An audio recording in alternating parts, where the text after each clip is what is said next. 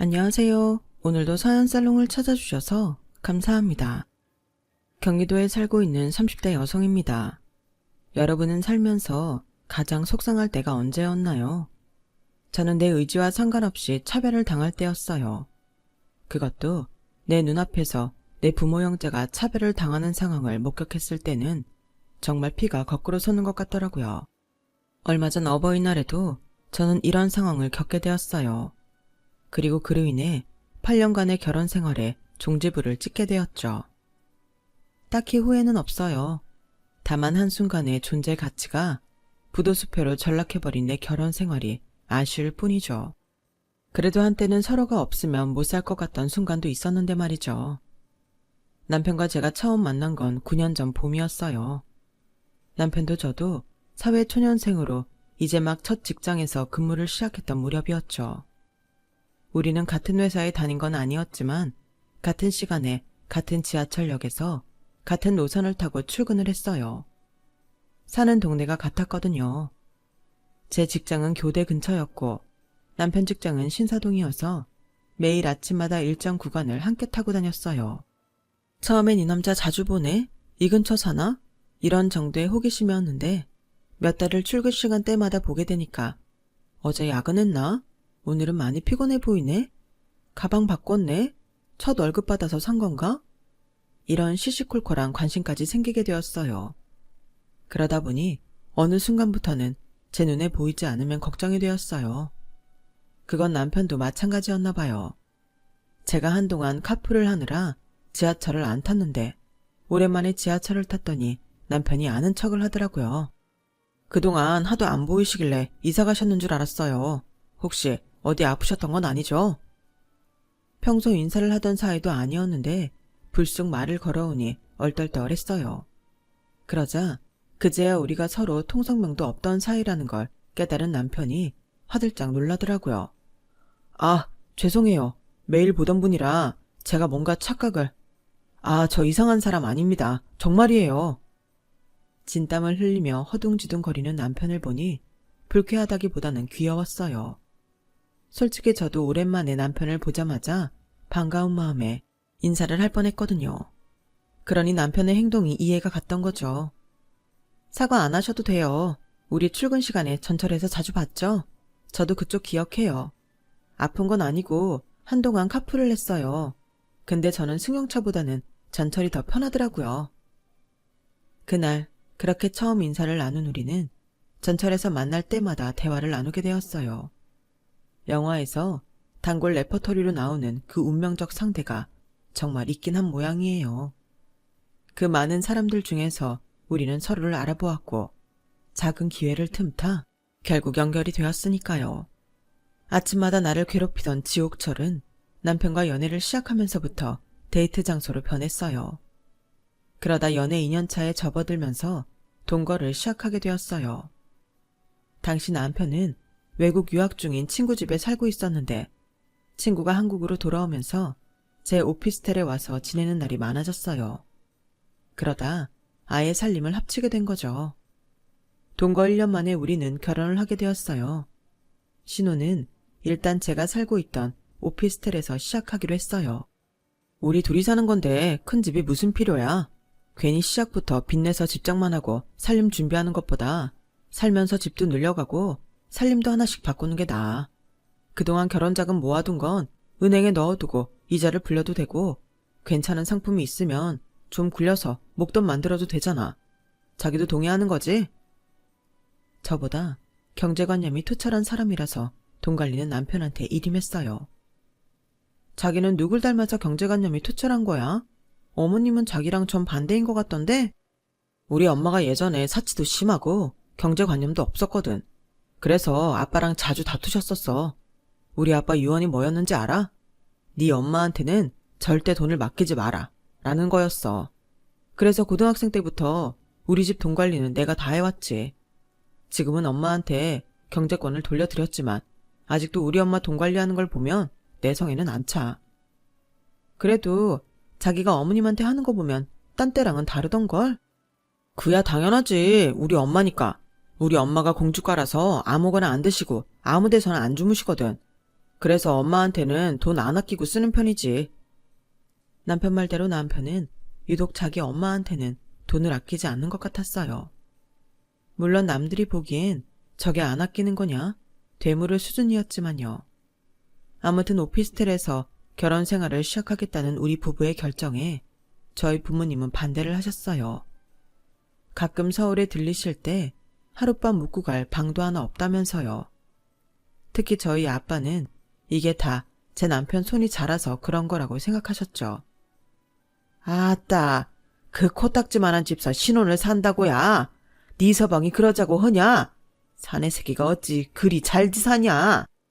아빠, 그런 거 아니야. 그이가 절약정신이 투철한 거지 쫌생이는 아니라고. 아니긴 무엇이 아니여. 나가 보기엔 딱 밴댕이 속인디. 엄마, 그러면 돈이 없어 그러는 것이여? 그러면 진작 말 허지 그랬냐? 나가 쪼까 보태줄란께 번듯한 집으로 가면 안 되겠냐? 아니야, 돈 때문이 아니라 괜한 데 허투루 돈 쓰지 않으려고 그러는 거야. 그이 결혼 자금도 꽤 모아뒀어. 그러니까 내 걱정은 하지 마세요. 부모님의 걱정을 뒤로하고 오피스텔에서 결혼 생활을 시작한 우리 부부는 나름 불편함 없이 신혼을 보냈어요. 그리고 결혼 3년 만에 반전세로 20평대 아파트로 이사를 했고 결혼 5년 차엔 전세를 옮기게 되었죠. 남편의 짠돌이 기질이 만들어낸 결과였어요. 뭐 하나 아쉬울 것 없는 결혼 생활이었지만 딱 하나 고민이 있긴 했어요. 바로 아이였죠. 결혼을 하면 당연히 생길 줄 알았던 아이가 결혼 4년 차에 접어들 때까지 생기지 않았거든요. 혹시 내 몸에 이상이 있는 건 아닌가 해서 산부인과 진료도 받아봤지만 제 몸에는 아무 이상이 없다고 하더라고요. 그렇다고 남편한테 문제가 있는 것도 아니었어요. 자기야, 검사 결과 나왔어? 병원에선 뭐래? 혹시 이상 있대? 아니, 아무 이상 없대. 정자수도 많고 녀석들이 무지하게 활발하다던데. 그러니까 걱정하지 마. 애는 때가 되면 생기겠지. 당신이 애 문제로 너무 신경 쓰니까 오히려 안 생기는 거 아닐까? 마음 편히 먹고 있으면 애도 곧 생길 거야. 하지만 남편의 말과 달리 결혼한 지 8년이 되도록 아이는 생기지 않았어요. 결혼 3년 차 때까지는 손주 타령을 하시던 시어머니도 이제는 포기를 하셨는지 아이 얘기는 꺼내시지 않으셨어요. 하지만 여전히 저희 친정 부모님은 손주 소식을 무엇보다 기다리고 계셨어요. 각종 보양제며 한약, 심지어 민간요법까지 할 수 있는 거라면 뭐든 다 해주셨죠. 그런데 그렇게 노력을 해도 안 생기는 아이의 비밀을 알게 된 거예요. 그것도 너무나 우연한 기회에 말이죠. 그날은 남편이 대학 동기들과 술자리를 갖는다며 늦게 들어온 날이었어요. 사실 제 남편이 돈 문제에 있어서 과할 정도로 쪼잔한 사람이거든요. 하루 세 끼 밥 외에는 과자 한 봉지 사 먹는 것도 눈치를 주는 사람이니까요. 어릴 때부터 떡볶이며 순대 같은 분식을 간식으로 달고 살았던 저로서는 남편에 의해 먹는 즐거움을 빼앗긴 채 처음엔 너무 힘들 정도였죠. 그런데 그렇게 돈돈거리는 남자가 웬일로 택시비까지 투자해 밤 늦게까지 술자리를 하다 온 거예요. 자기야, 오늘 무슨 날이야? 당신 같은 구두쇠가 택시비까지 내고 술을 마신다는 게 믿어지지가 않아서 그래. 누가 내 돈으로 마셨냐? 성미인 녀석이 택시비도 다 내줬으니까 마셨지. 내 덕분에 그 자식이 돈 좀 벌었거든. 뭘로? 주식했대? 그게 아니라 내 덕분에 수술 싸게 했거든. 왜? 나 정관수술한 병원 있잖아. 거기가 싸고 실력도 괜찮아서 내가 소개해줬지. 그 순간 저는 얼음처럼 굳어버렸어요. 자기 정관수술했어? 제 물음에 남편은 그제야 말실수를 했다는 걸 깨닫곤 사색이 되었어요. 여보, 그게 아니라. 미안. 그동안 말 안 한 건 정말 미안해. 근데 자기도 알다시피 애 하나 키우는데 돈이 좀 들어가? 게다가 자기 임신하면 일도 쉬어야 하고 그러는 만큼 수입도 줄 거 아니야. 무엇보다 나는 우리 둘이 즐기며 살고 싶거든. 그래서 수술 받았던 거야. 자기야, 나 좀 이해해주면 안 될까? 이해? 이게 이해하고 넘어갈 문제야? 그동안 내가 애 때문에 얼마나 마음고생했는지 옆에서 다 봤으면서 어떻게 감쪽같이 사람을 속일 수가 있어? 당신은 내가 자기 엄마한테 애 때문에 스트레스 받는 걸 보면서도 양심에 찔리지도 않았어? 사람이 어떻게 이럴 수가 있냐고. 그동안 나를 힘들게 했던 불안감과 모든 게 나 때문이라는 자체까지, 그 모든 감정이 남편에 대한 원망으로 뒤바뀌면서 쉽게 화를 누그러뜨릴 수가 없었어요. 지난 8년 동안 한순간도 아이 생각을 안 한 적이 없었어요. 누가 출산을 했다는 말만 들어도 가슴 한구석이 시큰했고, 길을 가다 배가 부른 임산부만 봐도 부러웠으니까요. 그럼에도 남편 앞에서 내 입으로 아이 얘기를 꺼내지 않았던 건 어쩌면 한없이 약한 내 자신 때문이었는지 몰라요. 입 밖으로 내뱉고 나면 그동안 꾹 참고 억눌렀던 불안과 두려움이 한순간에 와르르 쏟아져 나올 것만 같았거든요. 그런데 이 모든 게 남편이 나 몰래 벌인 정관수술 때문이었다니 정말 어처구니가 없었죠. 그 일로 저는 한동안 남편과 대화조차 하지 않았어요. 군것질이라면 질색을 하던 남편이 퇴근길에 붕어빵이며 순대를 사들고 와 제 기분을 풀어주려 노력했지만 눈길 한번 주지 않았어요. 도저히 용서가 안 되더라고요. 그렇다고 이 일로 이혼까지 생각했던 건 아니었어요. 다만 저 스스로 마음을 다스릴 시간이 필요했을 뿐이었죠. 그렇게 한 달여 시간이 흐르고 5월이 되었어요. 5월엔 어버이날도 있어서 남편과 이런저런 상의를 해야 할 일이 많았던 탓에 언제까지고 입을 다물고 있을 수만은 없겠더라고요. 그러던 차에 남편이 양가 부모님을 모시고 제주도 여행을 가자는 말을 꺼냈어요. 돈 쓰는 걸 귀신보다 더 무서워하는 사람이 웬일인가 싶더라고요. 그동안 내가 우리 엄마한테도 그렇고 장인 장모님한테도 그렇고 해드린 게 아무것도 없잖아. 그렇게들 손주 한번 안아보시는 게 소원이셨는데 그것도 내가 망쳐놓은 거고. 그래서 사죄의 의미로 준비한 거야. 3박 4일 시원한 바닷바람 맞으면서 지난 일은 훌훌 털어버리자. 먼저 화해의 손짓을 보내는데 언제까지고 밀어낼 수만은 없겠더라고요. 안 살기로 작정한 거면 모를까. 앞으로도 부부로 살아야 할 사람인데 덮을 건 덮고 잊을 건 잊는 게 나를 위해서도 나은 결정인 것 같기도 했고요. 그래서 제주도 여행을 떠나기로 했어요. 항공편이랑 숙소는 내가 다 알아서 할게. 당신은 그냥 몸만 가면 돼. 내가 이번엔 통 크게 한번 쏠 테니까 나만 믿으라고.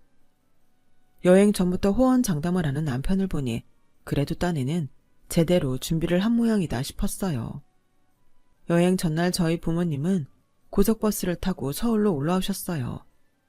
저희 집에서 하룻밤을 주무시고 다음날 아침 일찍 근처에 사시는 어머님과 합류해 김포공항으로 향했어요.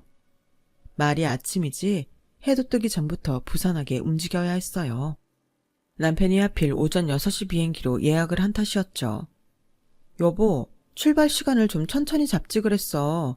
어제 목포에서 올라오셨는데 잠도 제대로 못 주무시고 이게 뭐야. 이 사람이 모르는 소리를 하시네. 당신한테야 이른 아침이지 부모님들한테는 한창 움직일 시간이라고. 나이 들면 아침잠 없어진다는 것도 몰라? 그리고 일찍 출발해야 더 오래 제주도에 머물 수 있지. 퍽이나? 혹시 이른 아침 시간대 항공권이 저렴했던 건 아니고? 저는 그저 생각 없이 툭 던진 말이었는데 그 말에 남편이 움찔했어요. 표정을 보니 제가 전곡을 찌른 게 분명했죠. 에이, 내가 돈 때문에 그랬겠어. 차이가 나면 얼마나 난다고. 일찍 일어나는 새가 벌레를 잡는 법이잖아. 좋게 좋게 생각하라고. 몸은 좀 피곤하긴 했지만 혼자서 여행 준비를 다 한 남편도 있는데 아무것도 안 한 채가 투덜대면 안 될 것 같아서 그 즈음에서 입을 다물었어요. 저희 부모님은 사위 덕분에 제주도에 다 가본다며 엄청 좋아하시더라고요.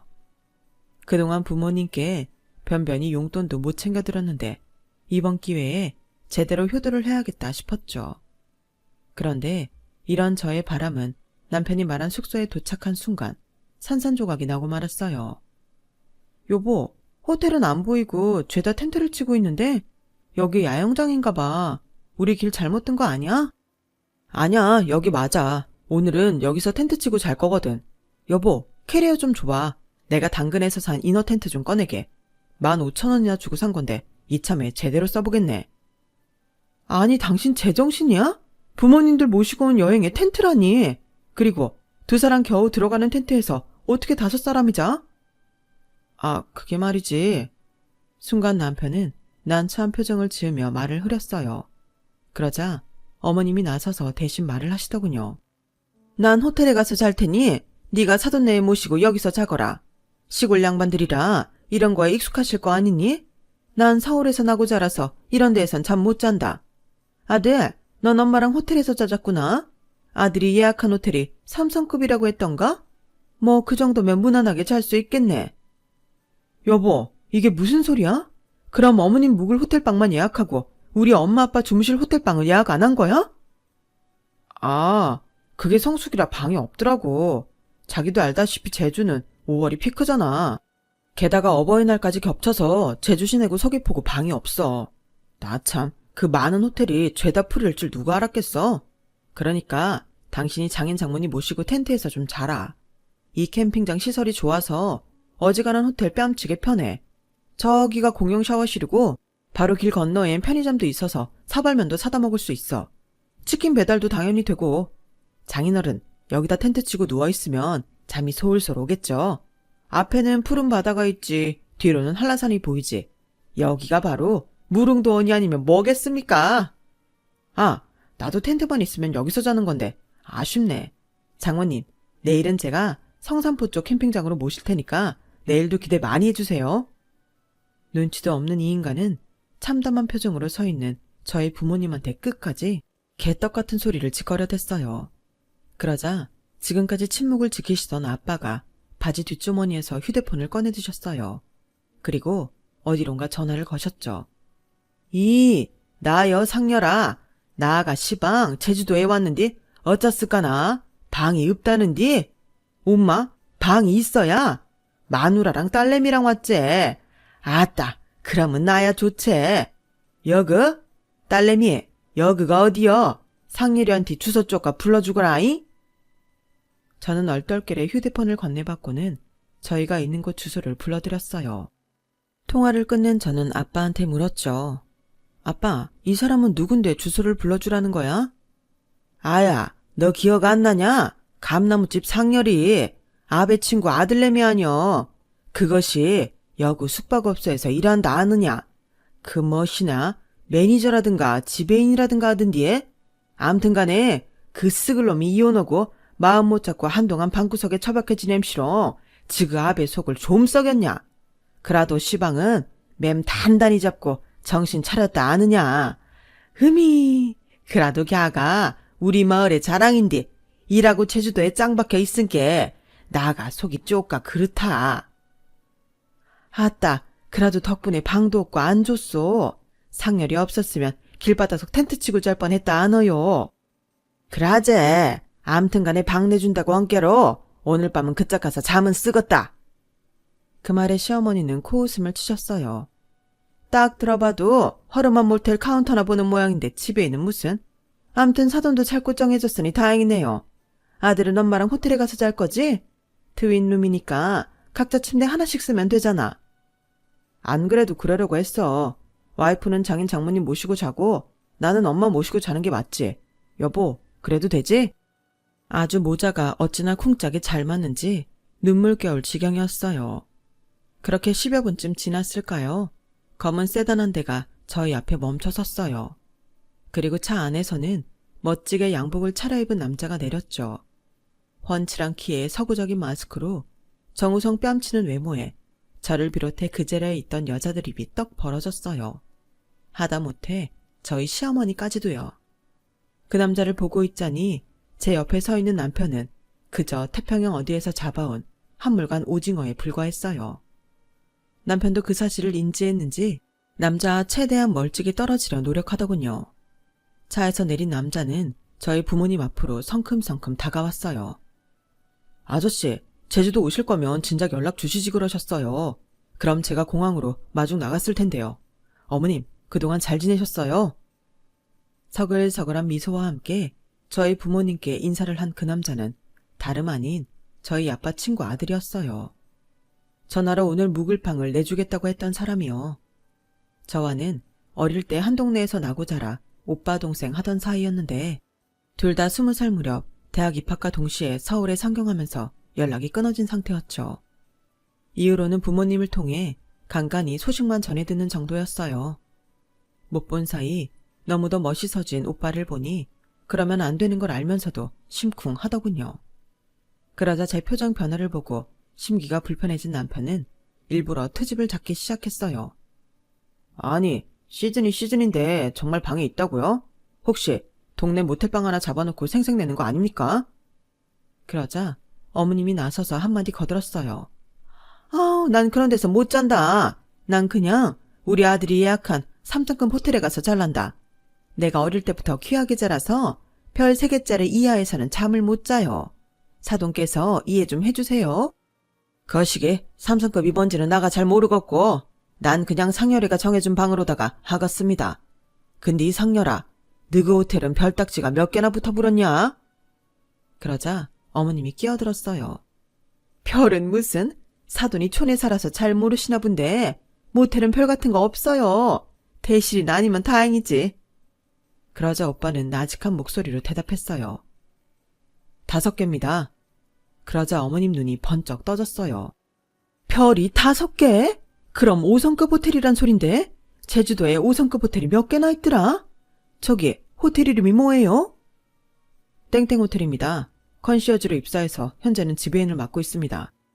그 말에 내내 의기양양하던 남편과 어머님은 꼬랑지를 팍 내리고 머마려운 개처럼 끙끙거렸어요.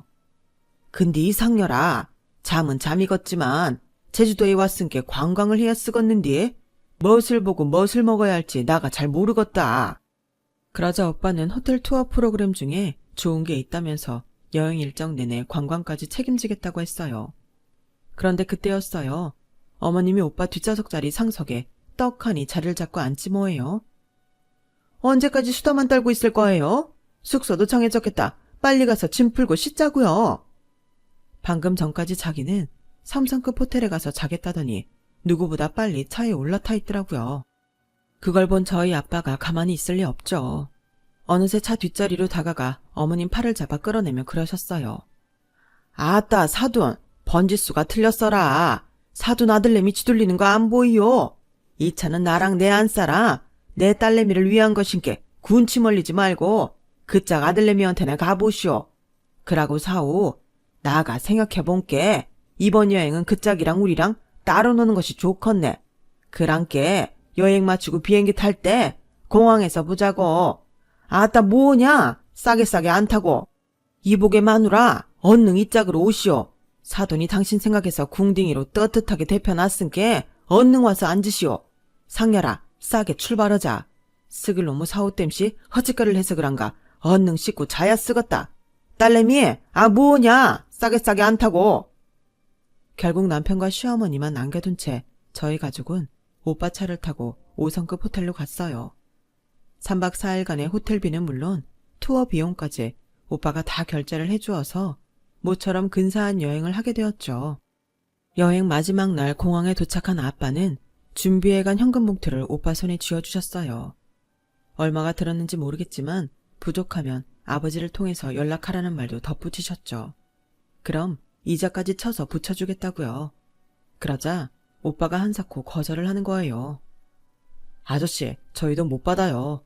저희 유학 시절에 속가 폭락해서 제 학비는 물론 생활비도 없어서 고생할 때 아저씨가 농협에서 빚까지 내서 보내주셨잖아요. 그 덕분에 저 유학생활도 마칠 수 있었고 좋은 직장에도 취직할 수 있었어요. 아저씨한테는 뭘 해드려도 아깝지 않아요. 오히려 늘 감사할 뿐이죠. 아따, 스글놈이 뭔 소리를 했었냐? 네가 우리 딸내미 결혼할 때 부조를 좀 했냐? 그만큼 했으면 됐지. 뭘 또 갚는다고 그러냐? 나도 그러고 네 아베도 그러고 내 자식이 네 자식이고 네 자식이 내 자식이고 그렇다. 세상에 어떤 아베가 자식 새끼 공부하는데 돈 아끼겠냐? 그니까 이 돈 받고 몸 건강히 잘 살아주면 그것으로 되아부렀다. 아빠의 이런 말에도 불구하고 오빠는 끝까지 돈 봉투를 받지 않았어요. 몇 번의 실랑이 끝에 결국 돈 봉투는 저 연마 손으로 들어가게 되면서 상황은 종료가 되었죠. 공항에서 만난 남편과 시어머니는 여행이 그리 즐겁지 않았는지 표정이 어두웠어요. 어머님 저를 보자마자 짜증부터 내셨죠. 넌 남편이랑 시애미 두고 네 부모랑 잘 놀다 왔나 보구나. 못 본 사이에 아주 신수가 훤해졌다. 네, 제 속 긁는 사람이 없으니까 밥맛도 좋고 오빠가 예약해준 여행 프로그램도 너무 좋아서 시간 가는 줄 모르겠더라고요.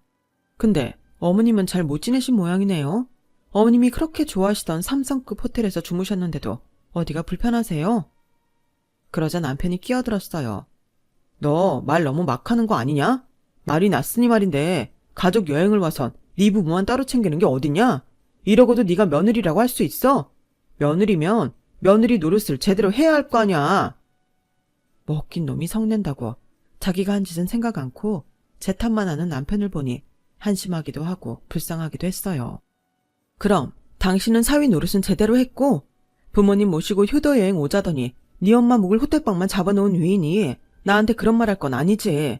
넌 네 엄마 챙겼으니까 난 내 부모 챙기는 건 당연한 거 아니야? 애초에 네가 돈 몇 푼 아낀다고 우리 부모님을 길바닥에서 자란 소리만 안 했어도 이 여행 이렇게 되지는 않았어. 가슴에 손을 얹고 생각을 해봐라. 세상에 어떤 자식이 자기 부모가 차별받는 걸 아무렇지도 않게 생각하겠니? 너한테 네 부모가 소중하면 나한텐 내 부모도 소중한 거야. 서울 가면 따로 얘기하려고 했는데 말 나온 김에 얘기할게. 나 더 이상 너 같은 인간하고 못 살겠어. 돈 아까워서 자식 낳는 것도 싫다고 네 멋대로 정관수술 받은 것도 모자라서 지 엄마만 챙기겠다고 장인 장모를 길바닥에서 텐트 치고 자라고 하는 인간이랑은 더는 부부로 살기 싫다고. 그러니까 이쯤에서 쪽내고 각자 갈 길 가자. 갑작스런 이혼 선언에 남편과 시어머니는 멘붕이 되었어요. 반면에 저희 부모님은 예견된 수순이라는 듯 태연하셨죠. 아니 사돈, 지금 이 얘기를 듣고도 가만 계시면 어떡합니까? 사돈딸이 말도 안 되는 소리를 하는데 왜 가만 계시냐고요? 회초리를 쳐서라도 확실하게 혼내셔야죠. 그러자 저희 아빠가 느긋한 목소리로 그러셨어요. 아따, 지가 못 살겠다는디 나가 뭐라고 한답디까? 자식을 낳은 것은 부모지만서도 지 인생 사는 것은 지그들 목 아니겠어라. 그게 나는 내 딸내미 결정에 힘을 실어 줄랍니다. 사돈도 받아들이시는 것이 좋지 않겠습니까? 서방도 싫고 시어매도 싫다는데 뭔 지랄 났다고 끼고 살 것입니까? 안 그려라? 이복의 사오, 나가 자네한테 바라는 것이 큰 것은 아니었네. 내 딸내미 눈에 눈물 뽑지 말고 가심에 못 지르지 말라고 한 것밖에 더 있었나? 근데 그것을 못해서 이 사단을 만드는가? 자넨 서방 자격도 없어 불어. 그게 이참에 딱 갈라서는 것이 서로 간에 좋겠네. 그러고 나가 한마디만 덧붙이자면 이 쓰글놈아, 니는 사내도 아니여. 사내 새끼가 쪼잔하게 돈 몇 푼의 장인장모를 거지 새끼를 만들어야? 님이 씨발것, 니 앞으로는 목포 쪽으로는 발도 디디지 말더라고. 나가 가서 확 눈가를 뽑아버릴란께. 알겠냐? 저희 아빠의 흉흉한 충고를 끝으로 우리 부부는 남남이 되었어요. 이혼을 하는 그 순간까지도 남편은 손해를 보지 않으려고 계산기를 튕겨댔지만 그에 못지않게 저희 아빠도 계산 하나는 누구보다 확실한 분이시라서 남편 마음대로 재산 분할이 되지는 않았어요. 실제론 개미 한 마리도 못 죽이는 성격이지만 욕으로는 1만 대군도 때려잡을 것 같은 우리 아빠의 흉폭한 욕이 한몫 제대로 한 탓도 있었어요. 결혼기간 내내 아이가 없어서 남몰래 눈물도 많이 흘렸는데 막상 이혼을 하고 보니 아이가 없어서 다행이라는 생각이 들었어요. 아이가 있었다면 이혼을 결심하기 쉽지 않았을 테니까요. 다른 집 부모님들은 자식이 이혼을 하면 당사자인 자식보다도 더 가슴 아파하신다는데 저희 부모님은 그 반대였어요. 4주간의 이혼 조정기간이 끝나고 정식으로 이혼이 성립되자마자 저희 아빠는 본격적으로 저희 재혼추진위원회를 조직하셨거든요. 회원이라고 해봐야 저희 부모님과 상대 남자의 부모인 저희 아빠의 친구 내외가 다였지만요. 나가 이참에 제주도서 본게 상렬이가 우리 딸내미 짝으로 딱이드만. 무엇이냐, 남자답고 통도 큰 것이 딱 내 사우여. 자네는 그리 생각 안 하는가? 아따, 나도 동감이여. 그라제, 근께 친구, 이참에 우리 친구 말고 사돈으로 남은 인생 살아보더라고. 어메, 기분 좋은 거. 어이 마누라, 싸게 술상 안 내오고 못하는가? 우리 사돈 목구멍에 기름칠 좀 해줘야 안 쓰겄나? 중마고를 넘어서 사돈으로 남은 인생을 살자고 결의한 두 아버님은 당신들 뜻대로 날짜까지 잡아서는 오빠와 제 손자리를 마련하셨어요. 덕분에 저는 이혼 서류에 잉크도 마르기 전에 재혼 상대로 동네 오빠를 만나게 되었어요. 물론 우리 두 사람은 아직 재혼 생각은 없지만요. 혹시 모르죠. 시간이 흐르면 오빠 동생 하다가 여보 당신 하는 사이가 될지도요. 하지만 아직은 확실하지 않은 미래에 연연하기보다는 오늘의 제 삶에 충실하고 싶어요. 지난 8년간 남편과 시어머니에 밀려 삼순이가 되었던 나 자신을 아끼고 보살피고 싶거든요. 현재의 내가 행복해야 미래의 나도 행복할 수 있을 테니까요. 지금까지 제 사연을 들어주셔서 감사합니다. 들어주신 모든 분들, 오늘을 잘 살고 있는 내 자신에게 한껏 칭찬해 주시면 좋겠네요. 건강하세요. 여러분, 사연 댓글에 응원과 현명한 조언 부탁드려요. 좋아요와 구독은 저에게 큰 힘이 됩니다. 오늘도 좋은 일 가득하세요.